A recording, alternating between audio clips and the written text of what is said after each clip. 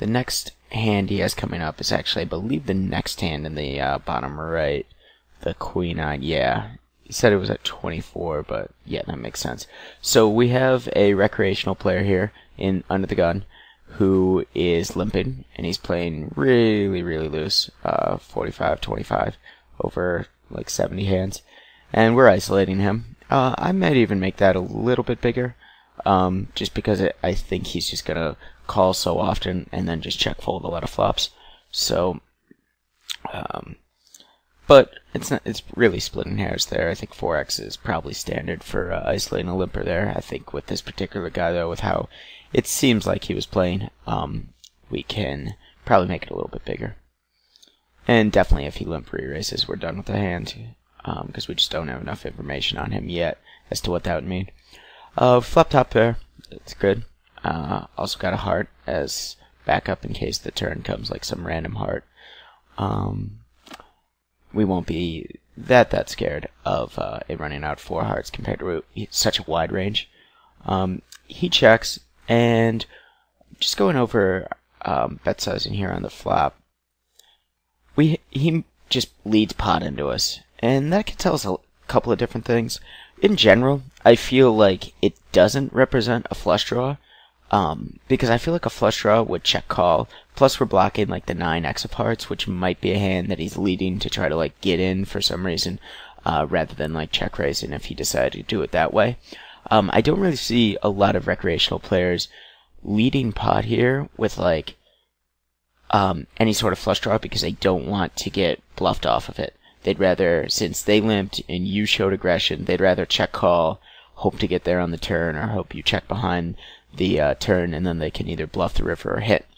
So when that's the case, I feel like we're way ahead of his range of potting, and I feel like it's going to be a lot of like weak nines, maybe some like stronger nines with like a king 9 or an ace 9. But with a queen, I definitely feel comfortable enough raising here, and as a kicker. And we also just don't expect him to be that strong here. And Allwind chooses to min-raise, which he thought was a mistake in his notes, and I tend to agree. Let me make sure he just thought it was a mistake. Yeah, he said he probably should have made the flop bet more expensive, meaning he should have been raising more. And I tend to agree with that. I feel like there's a lot of times where this guy's leading with like pocket sixes or like some weaker draw, not specifically a flush draw, but maybe like 8-6 or something. And he will be leading here for pot and then calling and then check folding a lot of turns. So because of this, we want to, against that range, put as much money in on the flop as possible. And then against a range of his worst nines, we also want to do that, or his like weaker made hands, so worst nines, pocket 8s, pocket 6s, 7-6 suited, whatever, because a decent amount of the deck is going to put some scare cards on there, and scare cards aren't necessarily only like the hearts and the straight cards against this recreational player. It's also like an ace, a king, a queen. If he's now got like pocket 8s, now he's definitely fearing that you've got ace queen, ace king, all those type of things. So I definitely agree that his flop raise should be bigger, but we decided to min raise, so we'll just take the hand from there. And pretty great card for us.